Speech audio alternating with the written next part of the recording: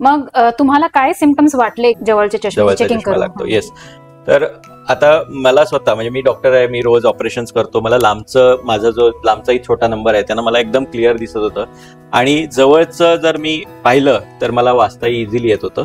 परंतु काय व्हायचं की जसं जसं संध्याकाळ होईल जसं मी जास्त वाचन करायचो तर मला हळूहळू डोकेदुखी चालू व्हायची, म्हणजे डोकं थोडंसं जड वाटायचं, डोकं दुखणं, पर्टिक्युलरली हा भाग डोळ्याच्या वरचा भाग दुखणं चालू व्हायचं मला. पण ज्यावेळी मी कंटिन्युअसली जवळचं वाचतो त्यानंतर हा त्रास चालू होतो. मग त्यानंतर आम्ही चेक केलं की माझा अकोमोडेशन अँप्लिट्यूड किती आहे. म्हणजे काय असतं की आपण एखादी जवळची गोष्टी पाहत असो तर आपल्या डोळ्याला, नॅचरल डोळ्याला एक फोकसिंग पॉवर असते आणि त्याच्यातून ते आपण फोकस करत असतो जवळच्या गोष्टीवर.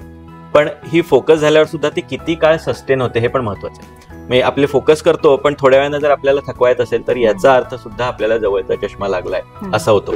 तर हा सगळ्यात मोठा आय थिंक सिम्पटम आहे की तुमचं जर डोकं दुखत असेल, खास करून जवळचं काम जास्त